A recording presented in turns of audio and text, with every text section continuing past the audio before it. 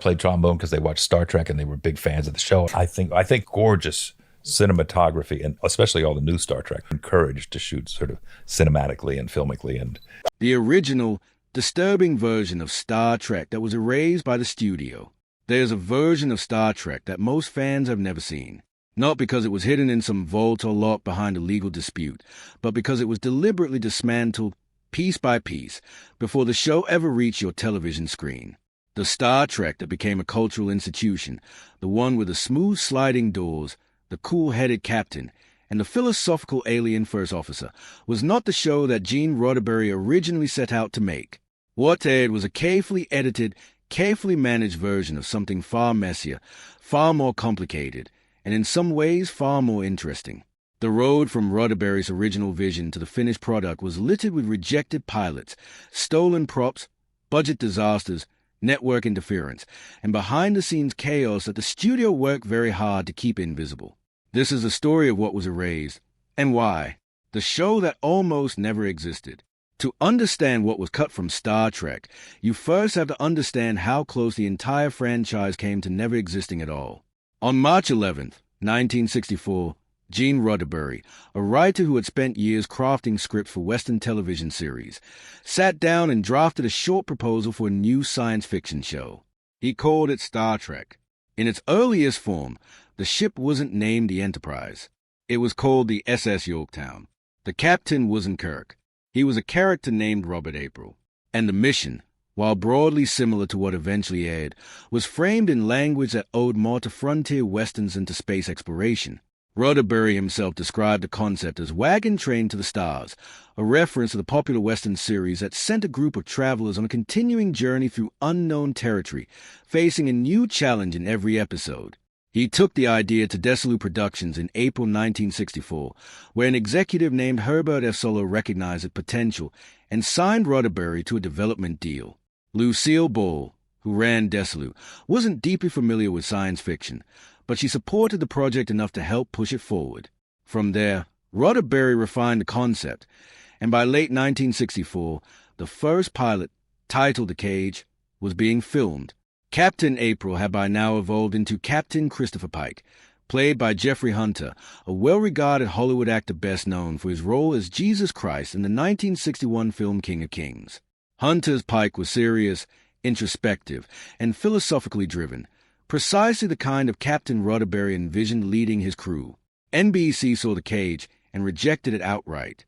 Their notes were blunt, too intellectual, too slow, not enough action. They also objected to the character of Number One, the ship's female first officer played by Majel Barrett, which they considered too progressive for mainstream television audiences of time. The pilot was shelved, but then something unusual happened. Rather than canceling the project entirely, NBC did something that was virtually unheard of in television. They ordered a second pilot. Roddenberry went back to work. Jeffrey Hunter, for reasons that remain somewhat disputed. Some accounts suggest his wife encouraged him to avoid television. Others indicate he simply felt the project wasn't right for his career. Did not return. William Shatner stepped into the role of captain, now renamed James T. Kirk, and the entire energy of the show shifted. Where Hunter's Pike was measured and philosophical, Shatner's Kirk was bold, charismatic, and impossible to ignore. The second pilot, Where No Man Has Gone Before, was exactly what NBC wanted. Star Trek was approved for the fall 1966 season. The exhausting reality behind the camera. The Star Trek that viewers saw on screen every week looked polished and purposeful. What happened behind the camera to produce those episodes was something considerably less glamorous. Across just 7 years of combined franchise television production in the original era, hundreds of episodes were made on schedules that pushed cast and crew to their limits.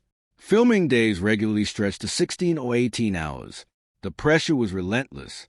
When Star Trek Voyager was being cast, Kate Mulgrew was brought in to play Captain Janeway partly because the actor originally chosen for the role walked away just 2 days into filming, unprepared for the sheer physical and mental demands of carrying a lead role in that kind of production. The exhaustion showed in unexpected ways.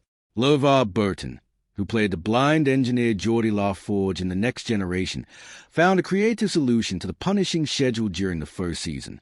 because his character spent significant time on the bridge with relatively little dialogue in many scenes, and because his visor prop covered his eyes entirely, Burton developed a habit of quietly closing his eyes and resting between takes while remaining visible in the background of shots. He could catch brief moments of sleep without anyone on camera being able to tell the difference. It was a practical adaptation to an impractical schedule. Years later, Burton would go on to narrate sleep stories for the Calm meditation app, guided audio journeys through space-themed narratives designed to help people fall asleep. The connection between his visor naps and his later career as a sleep narrator is one of those strange, circular details that feels almost too fitting to be real. Gene Roddenberry's relationship with his cast was one of the more positive aspects of the production. Despite well-documented tensions involving contract and royalties in other areas of the franchise's business dealings, on set Roddenberry was known for taking time to work closely with actors on how they understood their characters. Jonathan Frakes, who played Commander Riker in The Next Generation, has spoken about Roddenberry encouraging him to bring a specific quality to the role, a relaxed, confident self-assurance that Roddenberry described using Gary Cooper as a reference point. Roddenberry wanted his officers to feel genuinely capable, not performatively heroic. What the audience never heard or saw. Some of the most famous elements of Star Trek were fabricated entirely in post-production to conceal problems that existed on set. The iconic sound of the sliding doors, that smooth, futuristic whoosh that has become one of the most recognizable sound effects in television history, was completely invented after filming. The actual doors on the Star Trek set were loud, mechanical, and deeply UN futuristic. They made a heavy, clanking noise when operated, loud enough to drown out actors speaking nearby. The solution the production team developed was simple but effective. Actors were trained never to speak while a door was opening or closing. They would pause their lines, wait for the stagehand to finish operating the door mechanism, and then continue. This created clean audio that editors could work with, cutting out mechanical noise and replacing it with a smooth electronic sound effect in post-production. Once you know this, it becomes impossible to watch an original Star Trek episode without noticing the rhythm, the brief, consistent pause every time a door moves. It is one of the most obvious invisible edits in television history. The Enterprise itself had its own hidden flaw. The filming model used for the original series was 11 feet long and beautifully detailed, but only on the surfaces the camera ever pointed at. The top of the ship, the saucer section, the nacelles, the visible sides, all of these were meticulously painted and finished. The underside of the model was left largely incomplete, rough in places, unpainted in others. There was no budget and no reason to finish surfaces that would never appear on screen. Every shot was framed from above or from the side.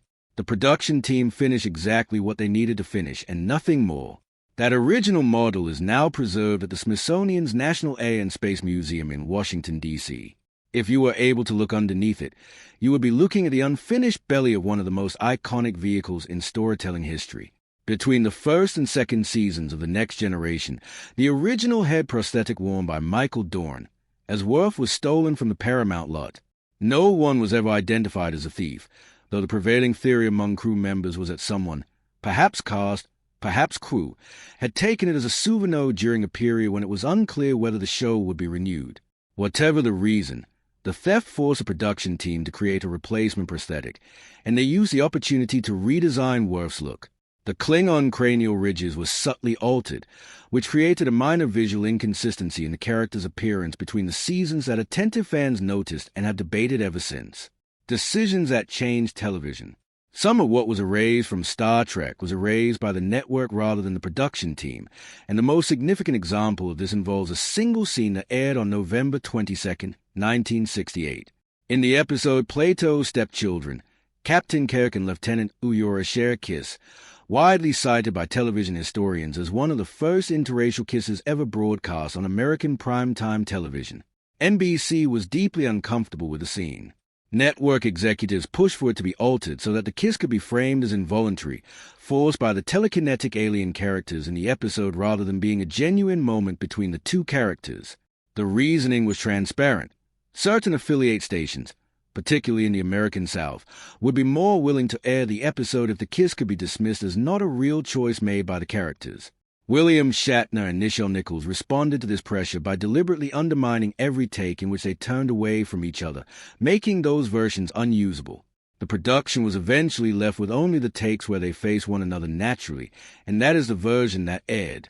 NBC had its narrative cover, the alien mind control framing, while the audience got the genuine moment. Nichelle Nichols later described receiving a letter from a white Southern viewer who told her that scene had caused him to genuinely reconsider his beliefs. One scene, in one episode of a science fiction show that was struggling in the ratings, reached someone in a way that no argument or editorial could. That Nichols was even on the show by the time that episode aired is itself a story worth telling. After the first season, she made the decision to leave. Broadway had offered her opportunities, and she handed her resignation to Roddenberry. Before she could follow through, she attended an NAACP fundraising event where she was told that someone wanted to meet her. That person was Dr. Martin Luther King Jr. He told her directly that her role as Lieutenant Uhura was not simply a television character. She was, he said, the first non-stereotypical black character on American television, a professional, an officer, a person of authority and intelligence and a vision of humanity's future. He asked her not to leave. She withdrew her resignation the following day. Her presence on that show, for the remaining seasons and through the film series that followed, was shaped by a conversation that almost didn't happen. Budget solutions that became icons. Much of what Star Trek is remembered for grew directly out of financial constraint rather than creative ambition. The transporter, the device that allows crew members to be dematerialized and reassembled instantly at another location, is perhaps the most famous idea in the entire franchise. Physicists still debate its theoretical feasibility. Scientists cite it in research papers. It has passed into the broader culture as shorthand for instantaneous travel, and it exists because a production could not afford to film shuttle landings every week. The original plan called for the crew to travel to planets using small spacecraft, which would have required landing sequences, exterior shots, and significantly more filming, time and money than a weekly television budget could support. The transporter effect replaced all of that. It was created by filming sparkling material falling against a dark background, reversing the footage, and combining it with light effects, a technique that cost a fraction of what shuttle landing sequences would have required. The phasers that Starfleet officers carried were built from toy ray guns that the prop department modified with new paint, added components, and reshaped details. The tribbles in the beloved episode The Trouble with Tribbles were foam spheres covered in synthetic fur, some with small internal motors for a purring effect. Under the intense heat of the studio lighting, that synthetic fur generated significant static electricity, causing the props to cling to costumes, stick to furniture, and deliver small electric shocks to crew members throughout. Filming. Hundreds of them were used in the episode, and managing the static buildup became one of the production's ongoing challenges during that shoot. The alien costumes worn by guest characters throughout the series were frequently pulled from the studio's existing costume warehouses. Roman-style robes were painted and given new insignias. Western outfits recontextualized as a clothing of distant civilizations, aging science fiction costumes from earlier productions given new details to pass as something entirely original. None of this diminished what Star Trek became. If anything, the gap between the limitations of its production and the ambition of its vision is part of what makes its history so compelling. The show was built from rejected pilots, borrowed costumes, modified toys, reverse film footage, and deliberate pauses to hide the noise of its own doors. It was nearly canceled twice before it found the audience that would eventually save it, and it was saved not by network support but by over 1 million letters and pieces of correspondence sent by fans with no internet, no social media, and no tools beyond their own conviction that the show mattered. The version of Star Trek that was erased, the chaotic, underfunded, network-pressured original, was the engine that produced everything that followed. What was polished away was real. What remained was extraordinary.